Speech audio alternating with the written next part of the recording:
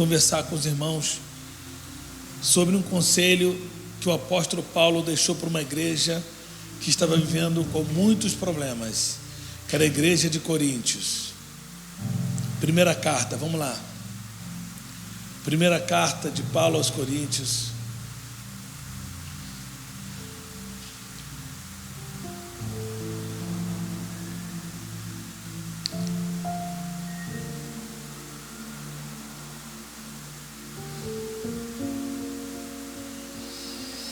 Vamos começar do versículo 14 e vamos até o 16. Vamos até o 17, por favor. Primeira carta de Paulo aos Coríntios, capítulo 3, versículo 14 ao 17. Vamos conversar um pouco sobre isso, vamos refletir um pouquinho sobre isso, tá certo?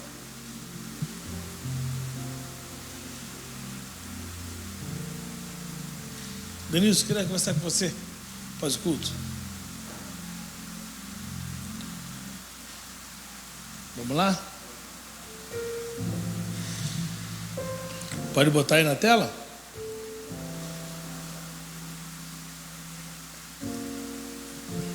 Já foi? Ih. Parou aí?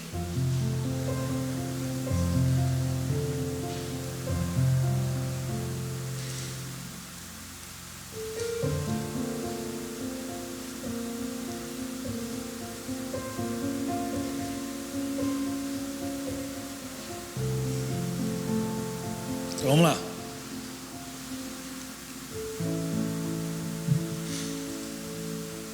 Um, dois, três. Se a obra que alguém ficou permanecer, esse receberá galardão. 15.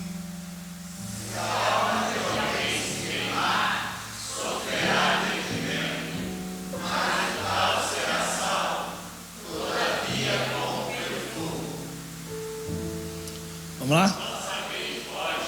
Espera aí, só estou vendo a voz do Guilherme. Vamos lá? 16. Não sabeis vós que sois o templo de Deus e que o Espírito de Deus habita em vós. Se alguém destruir o templo de Deus, Deus o destruirá, porque o templo de Deus, que sois vós, é santo. Se você parar para perceber, Paulo está aqui numa confusão. Isso aqui era uma confusão. Isso aqui era um problema que estava existindo na igreja de Coríntios, que ele tinha que enfrentar. Que problema era esse? A igreja estava passando por um período de divisões. Repita, divisões. Pastor Marlo, o Josemar cantou? Ele era o cantor da noite. Então daqui a pouco você canta, Zemar. A igreja, vem comigo aqui. A igreja de Corinto estava sofrendo um problema grave que é chamado de divisão. Por isso que numa igreja, num departamento, não pode haver duas visões. Porque duas visões no mesmo lugar vai dar o quê? Divisão. Numa empresa, vai dar divisão. Numa casa, divisão. Por isso que Jesus Cristo deixou muito claro. Quando tentaram, ele falou: ei, eu e o Pai somos um. Jesus Cristo deixou isso muito claro na sua trajetória. Quando ele ensina a oração do Pai Nosso, ele faz o quê? Venha a nós o seu reino, seja feita, porque ele sabia que o reino dividido não subsiste. Paulo está aqui enfrentando um problema, porque um grupo aqui gostava de ouvir quem? Apolo. Apolo, um jovem pregador, poderoso em palavras. E Paulo, ele diz com muita clareza, no versículo 4, ele diz assim: porque dizendo versículo 4,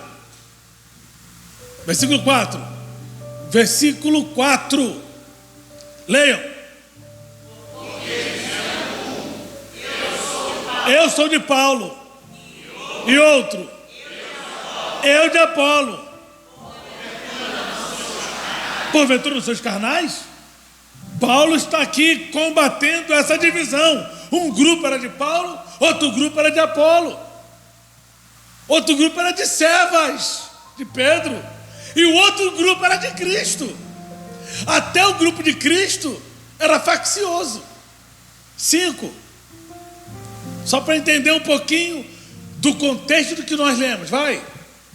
Pois quem é Paulo e quem é Apolo, senão ministros pelos quais crestes, e conforme o que o Senhor deu a cada um. Ele está dizendo: quem é Paulo, rapaz? Quem é Apolo? Paulo está dizendo: não adianta o grupo que quer dizer que é de Paulo, vocês não estão certos, não. Ainda que eu tenha mais experiência do que Apolo, vocês não estão certos. Ainda que Apolo seja virtuoso nas palavras, seja poderoso nas palavras, vocês também não estão certos. Paulo, ele faz um checkmate agora no versículo 6. Leiam.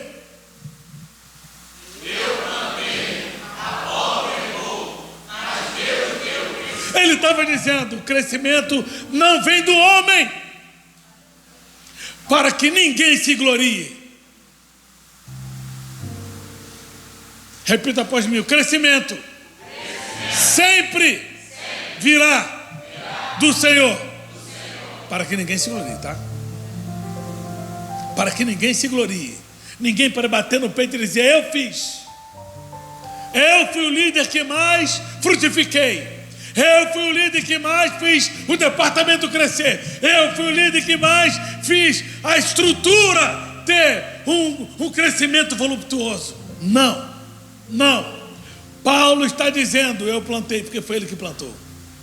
A igreja de Corinto foi ele que plantou. Mas ele não podia ficar lá, ele tinha que ir para outros lugares. Então, Apolo, ele deu o quê? Ele regou, ele foi botando água, para que aquela plantinha que foi plantada não morresse, sem adubo, sem água, sem fertilizante. Apolo fez a sua parte, mas Paulo está dizendo para a igreja de Coríntios: não se enganem, eu plantei, mas eu não tenho a capacidade de gerar crescimento.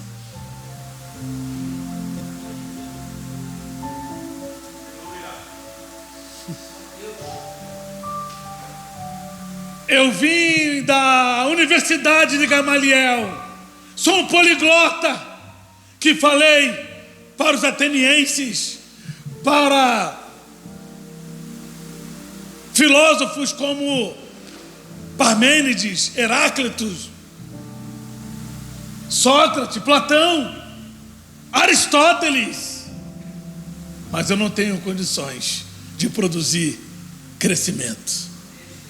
Eu falo línguas mais do que todos. Eu falei perante Festo, eu falei perante Félix, eu desafiei o império, mas eu reconheço, eu não tenho condições de gerar crescimento.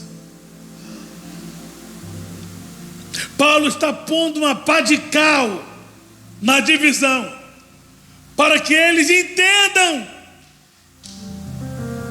que esse edifício, Marlon, Júlio, não fora produzido por mão de homens.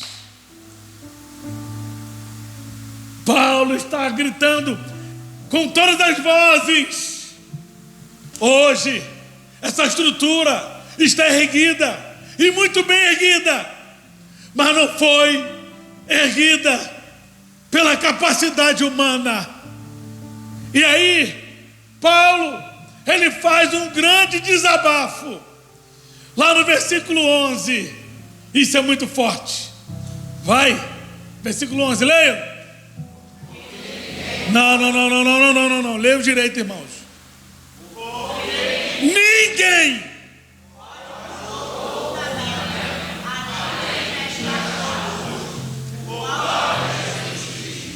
Paulo está dizendo, não tem Paulo, não tem Pedro, não tem Apolo, não tem Moisés, não tem Elias, não tem Jeremias, não tem Eliseu, não tem Miqueias, não tem Sofonias, não tem Naum, não tem Abacuque, não tem Zacarias, não tem.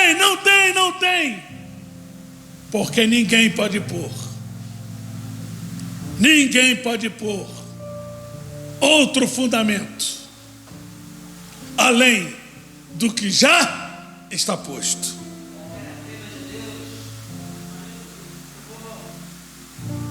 Bendito seja o nome do Senhor. Porque tem gente que se perde nesses evangélicos que tem por aí. Se ninguém pode pôr outro fundamento além do que já foi posto. Ah, não, agora teremos uma nova estrutura de evangelho. Não pode.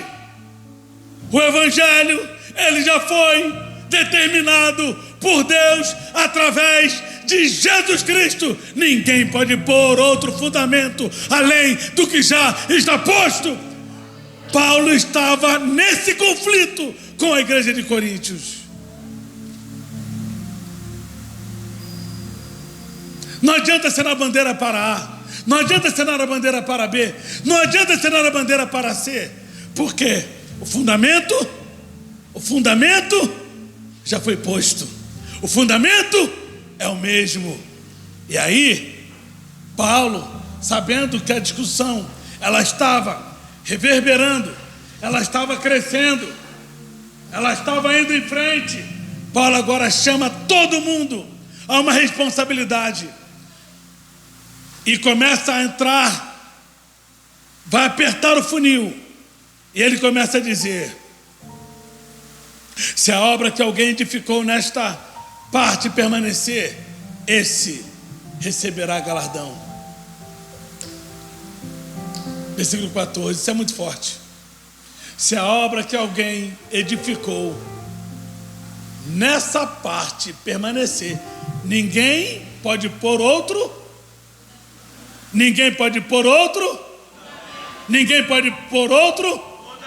Se a obra que alguém edificou,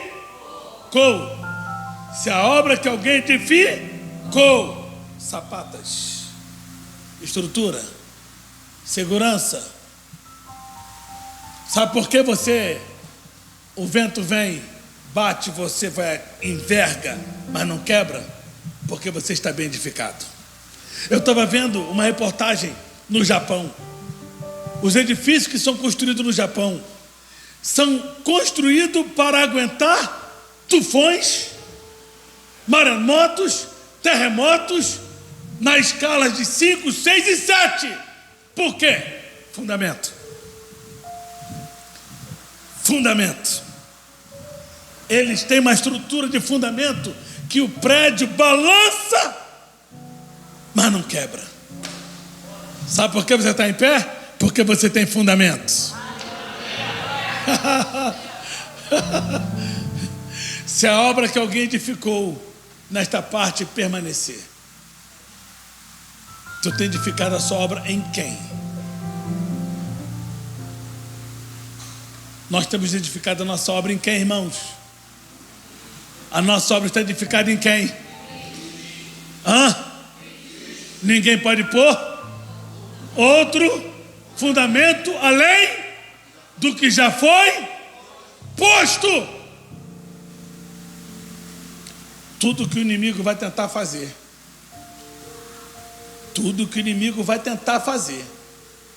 é tirar de você esse sentimento de transferência. A coisa mais fácil que o homem acaba fazendo sem que perceba, alguns percebem, mas insistem, mas outras pessoas não percebem, sabe o que é? Receber a glória que não te pertence.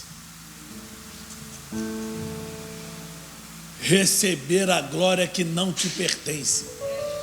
Satanás, olhe para mim aqui, deixa eu descortinar isso. Satanás é especialista em fazer isso. Que é isso? Satanás é especialista em fazer isso. E uma das pessoas que ele queria atingir foi aquele que Jesus Cristo disse: nascido de mulher, não há ninguém maior que ele. Quem foi? Quem foi? João Batista. João Batista, ele foi rodeado pelos fariseus que ele combatia. E os fariseus começaram a dizer: João Batista sim, esse é o profeta, esse é o profeta. João Batista foi levantado para isso. Só que João Batista, ele sabia que aquela era uma estratégia muito bem definida de Satanás para tentar engodar o seu coração. E quando Satanás imaginou que João Batista se entregaria às favas do elogio, ele disse: sim, mas é necessário que ele cresça e que eu diminua a cada dia. Foi João Batista que disse, ele olhando para todas aquelas circunstâncias, no capítulo 1, versículo 29 de João, ele declara em alta voz: eu não sou nada, eis aí o Cordeiro de Deus que tira o pecado do mundo. Foi João Batista. Muitas vezes nós nos asseguramos e acreditamos que somos alguma coisa porque alguém te elogiou. Alguém te elogiou. E aí aquela glória, aquele trabalho que você realizou, aquele investimento que você fez na obra espiritual, se você tomar aquela glória para você, olhe lá o que está no versículo 15. Versículo 15. Leiam.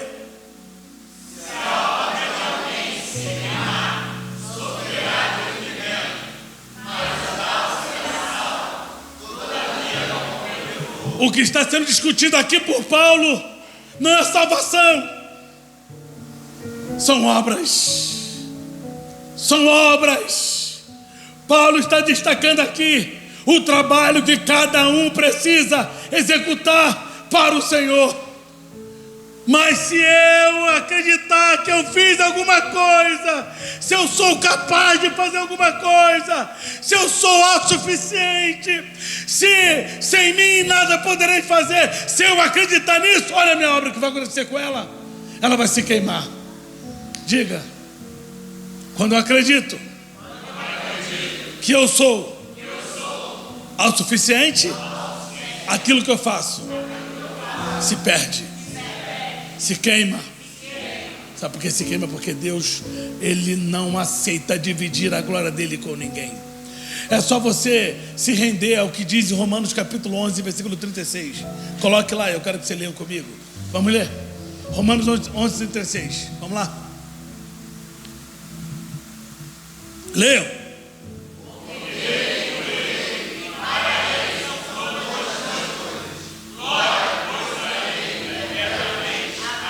Amém. Então diga comigo: Deus não divide a sua glória com ninguém.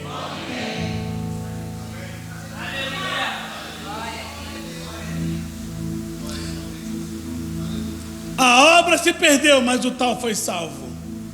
Eu já até dei um exemplo aqui. O trem está fechando a porta, tu está descendo a escada. Tu não pode chegar atrasado, porque senão você pode correr o risco de ser mandado embora. E você começa a descer a escada, dentro da escada. Entrei. Obras reprovadas, mas o tal foi salvo. A discussão aqui não é salvação. A discussão aqui são obras. Pastor, você pode me dar um exemplo? Posso. Qual foi a promessa que Deus fizeram a Abraão no capítulo 2 de Gênesis? Abraão, aqueles que te abençoares, eu, e aqueles que te amaldiçoares. Quando o centurião foi protegido pela casta judaica, que disse para Jesus assim: esse homem, centurião romano, esse homem é digno que tu atendas. Esse homem é digno que tu atendas, Senhor, porque ele próprio edificou para nós uma sinagoga. Está falando de salvação ou de obras? Estamos falando de salvação ou de obras? Obras. Estamos aqui falando sobre obras, sobre serviço, sobre trabalho.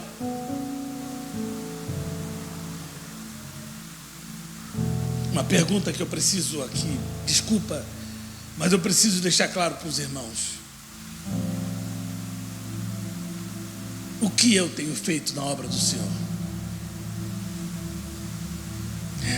Qual o nível de investimento que eu tenho dado para o reino de Deus?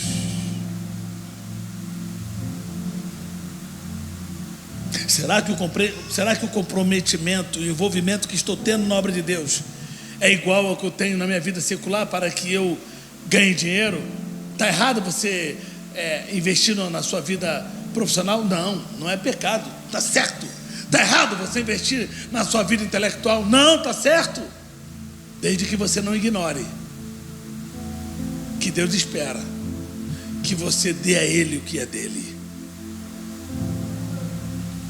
Qual é o nível de envolvimento, de investimento que eu tenho feito na obra do Senhor?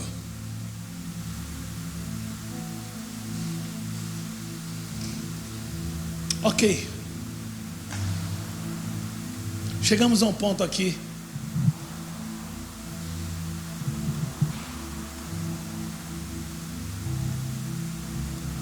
Que era justamente o ponto que eu queria ministrar essa noite. Quero o versículo 16 e o versículo 17. Fiz todo esse passeio só para fazer a contextualização do que a gente está lendo, já que nós estamos aqui num culto da palavra, que é o culto do ensino. Então o meu objetivo é que você realmente aprenda. Ok? 16, vamos ler.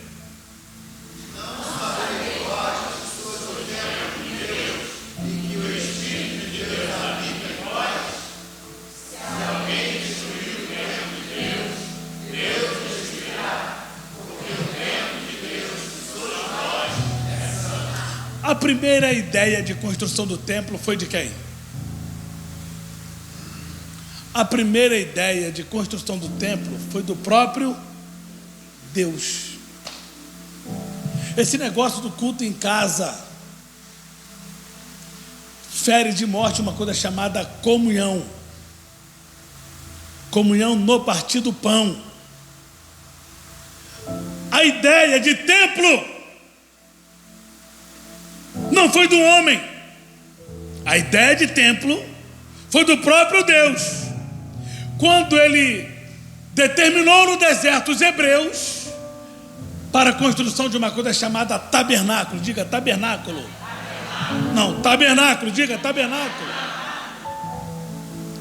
Porque o objetivo de Deus era habitar entre eles no tabernáculo.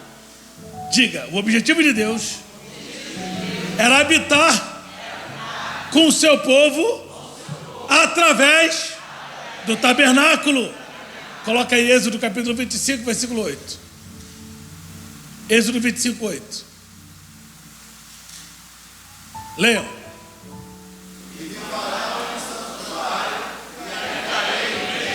Mais uma vez. Então, o tabernáculo que foi feito só de madeira, com pele de texugo, aquele animal que nem a cobra consegue matar, a pior serpente pica o texugo, ele dorme, acorda como se nada tivesse acontecido e vai embora. Leão não consegue comer texugo. Onça não consegue, leoa não consegue, tigre não consegue, ninguém consegue comer texugo. Aí Deus pega pele de texugo para cobrir as paredes do tabernáculo. O que ele está dizendo? Isso aqui tem resistência. Isso aqui tem força. Isso aqui pode não ter muita aparência, mas o meu poder aqui se manifestará. Deus agora dá uma ordem para que os hebreus criem para ele um tabernáculo. Só que Deus, ele gosta desse negócio de templo. E aí Deus inspira um outro cara lá na frente, chamado Davi. Diga Davi. Diga Davi. Agora a coisa não será mais um simples tabernáculo. Agora será um templo. Davi está poderoso. Ele pega o reinado completamente falido da mão de Saul, mas agora ele está poderoso. E ele fala: eu vou construir o templo ao Senhor, Davi. Senhor, meu Deus, Yahvé, eu vou construir o templo. Aí Deus fala: tá bom, a tua intenção é boa, Davi, mas na tua mão tem muito sangue. O teu sucessor fará, fica tranquilo. Eu quero esse templo. Davi estava cheio de boa intenção. Ele queria que a grandeza da presença de Deus fosse algo perene no meio do povo.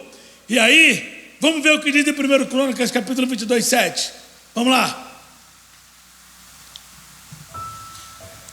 Primeiro livro das Crônicas, capítulo 22.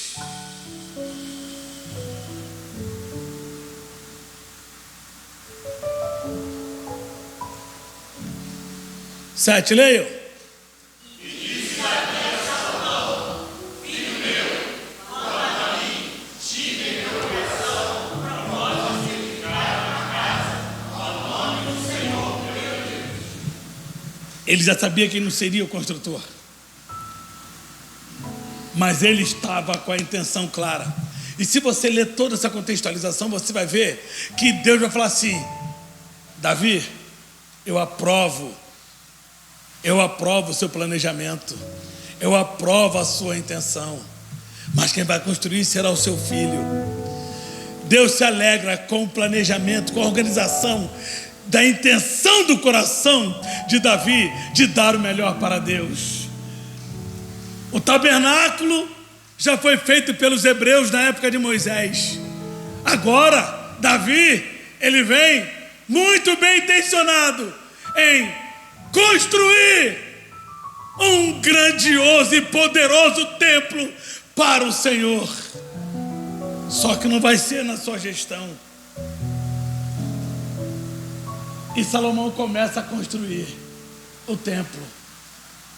Salomão começa a construir o templo. E o templo foi construído. O templo foi erguido de forma suntuosa.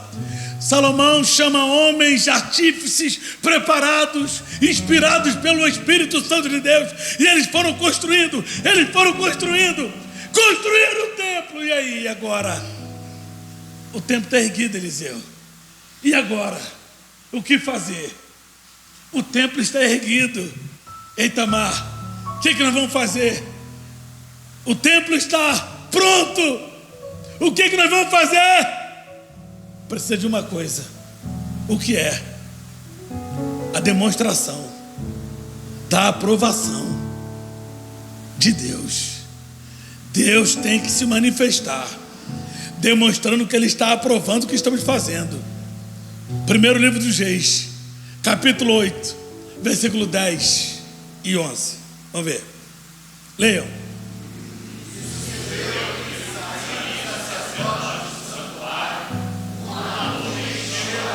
Espera aí, leia direito isso aí, irmão. Leiam de novo.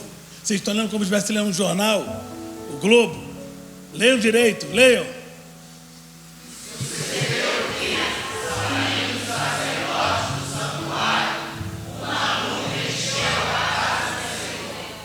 Uma nuvem encheu a casa do Senhor.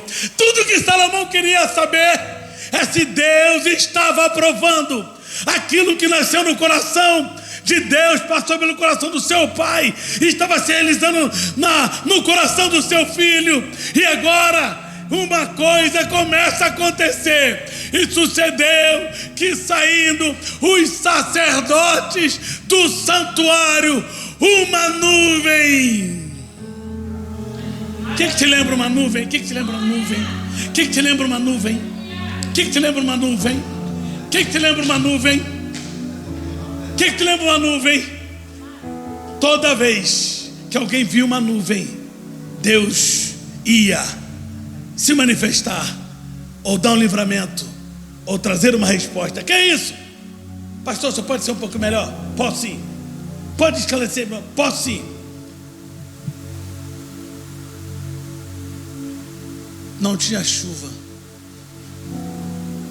Não tinha chuva. Ei, eu não sou animador de palco. Eu estou aqui para trazer uma palavra profética sobre a tua vida. Não tinha chuva.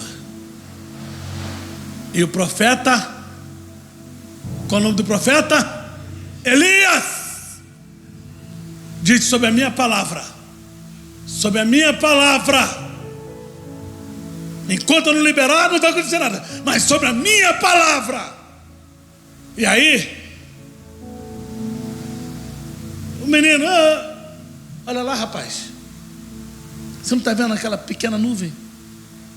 Você não está vendo aquela pequena nuvem? O garoto,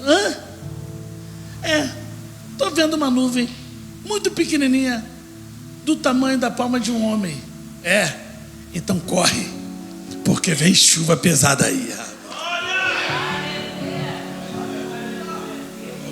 Posso profetizar, pastor Sidney? Posso profetizar? Posso profetizar? Posso profetizar? Posso profetizar? Talvez seus olhos, os nossos olhos, só estão captando uma nuvem tão pequena, inexpressiva, que aparentemente não tem condições de mudar a história de ninguém. Mas eu profetizo agora: segura, corre, corra, se alegre, celebre, porque vem chuva de bênção sobre a tua casa. Bendito seja o nome do Senhor.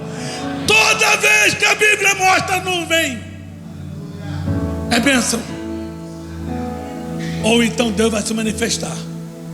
Que é isso, pastor? Quando Deus queria falar com o povo nas tendas, o que ele fazia? A nuvem. Aqui, Deus ia falar.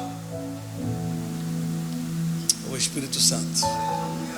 Se uma pessoa aqui estiver entendendo esse mistério, já me dou por satisfeito. Tu não está entendendo, não? A nuvem está baixando aqui no nosso meio. O objetivo dessa mensagem está aqui. Deus está falando da importância do templo. Pastor Moacir, Deus está falando da importância do templo. Deus está falando da importância do templo. Moisés, manda o povo fazer um tabernáculo para mim. A iniciativa foi de Deus. Agora a iniciativa é do homem. Davi, ele quer construir um templo para o Senhor. Davi quer construir um templo para o Senhor. Deus tira dele, mas dá para o seu filho, e o seu filho constrói. E a prova de que Deus estava aprovando uma nuvem encheu a casa do Senhor. Versículo 11. Leiam.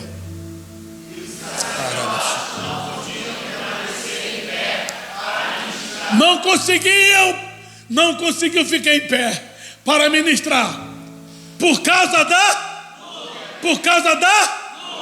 Porque a glória do Senhor enchera a casa do Senhor.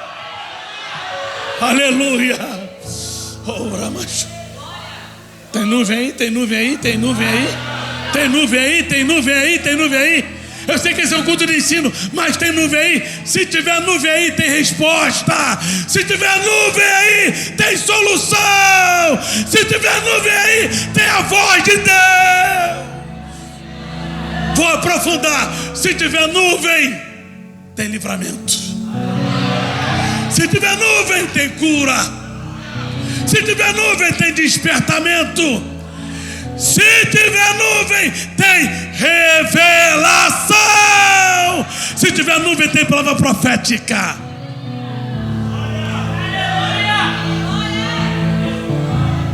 Oh, então está claro, pastora Mauricéia. Está claro, pastora Samela, que Deus aprovou a construção. Diga, Deus aprovou a construção. Deus aprovou a construção. Deus aprovou a construção. Então me parece que a construção de Davi foi a mais importante, pastor Sidney. Parece, Germano, Giovanni, que a construção de Davi é a mais importante. É a mais importante. É a mais importante.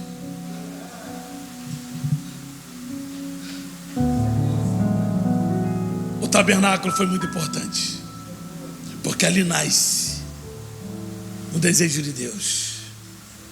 A construção de Davi, ela se torna, na vida do seu filho, se torna impetuosa, impactante.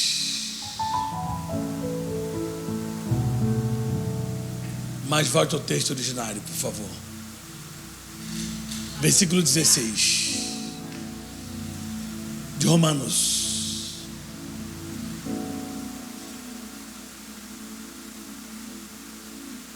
Versículo 3:16. 3:16. Leiam. Desculpa. Coríntios. Perdão, Coríntios, texto originário, 3:16 de Coríntios. Leiam. Não sabeis vós que sois templo de Deus? E que o Espírito de Deus habita em vós? Pode colocar no bolso o tabernáculo. Pode colocar no bolso o templo de Davi, que segundo Mike Murdock foram gastos aproximadamente 500 bilhões de dólares. Coloca no bolso, porque para Deus o templo mais importante está aqui assentado nesta noite.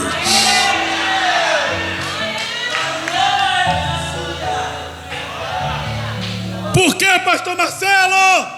Porque o único templo que Deus habita de forma permanente é o templo que Ele próprio fez. O tabernáculo foi feito por mão de homens. O templo de Davi foi feito por mão de homens. Mas o templo que somos nós foi feito pelas mãos dele. Ele criou. Ele fez. Quando ele disse: façamos homem a nossa imagem e semelhança, parece que eu vejo Deus passeando no jardim, vendo os animais, vendo todos aqueles animais. O homem não existia. Parece que eu vejo Deus olhando no rio, e o rio refletindo a tua face, refletindo a sua face. Deus olha para o rio, os rios que tinha dentro do Jordão, que vocês sabem, que tinha dentro do jardim, e ele olhando, ele viu a sua face, e por ter visto a sua face, ele agora chama a Santíssima Trindade e diz: façamos um homem, façamos um homem.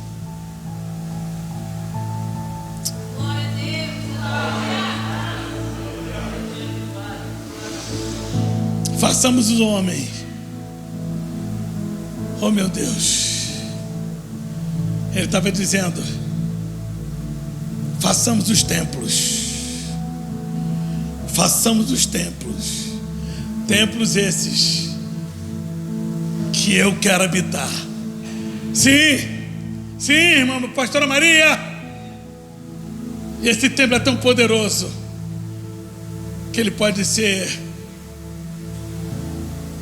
para uma pessoa pobre, com uma pessoa rica, preto, branco, semi-analfabeto, analfabeto ou intelectualizado. Se é templo dele, ele habita. Esse templo aqui, ó, ele só habita enquanto nós estamos aqui. Quando a gente vai embora, para Deus perde a graça. Só tem graça quando nós estamos aqui. Porque aqui, quando nós nos reunimos para glorificar o nome dEle, adorar o nome dEle, bendizer o nome dEle. Agora em você, Ele habita de forma perene. De manhã, de tarde, à noite, de madrugada. Tu está dormindo, Ele está dentro de você. Você está tomando banho, Ele está dentro de você. Você está namorando a sua mulher, Ele está dentro de você.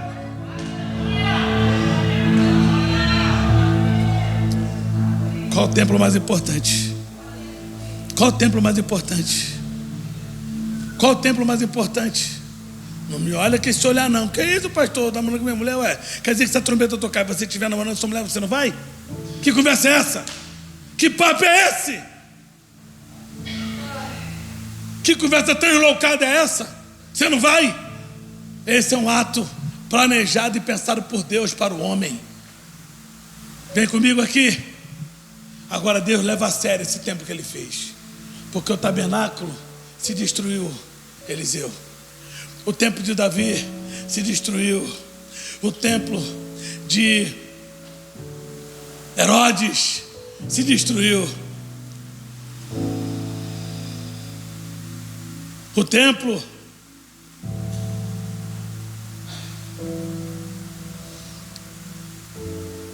que Ageu profetiza,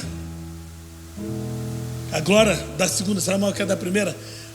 Esse templo também se destruiu. Agora, por que se destruíram esses templos? Porque eles foram feitos por mãos de homens. O templo que Ele faz está aí até hoje. Fraquinho, mas está aí. Cheio de imperfeições, mas está aí. Cheio de problemas psicossomáticos, mas está aí. Bata no peito, eu sou templo dele. Bata no peito, eu sou templo dele. Vou terminar agora. Bata no peito, eu sou templo dele. Só que ele é exigente. Olha o problema se você não levar a sério. Aquele que destruir o templo do Senhor, Deus o destruirá.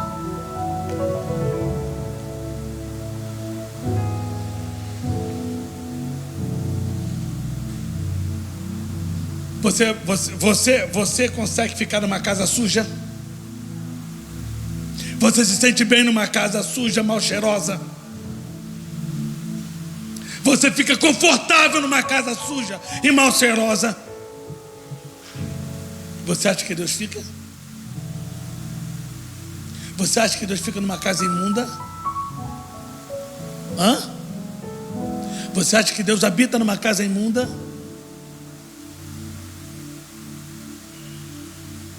Então hoje, o Espírito Santo, com a habilidade que só Ele tem, estará limpando todos os setores desta casa.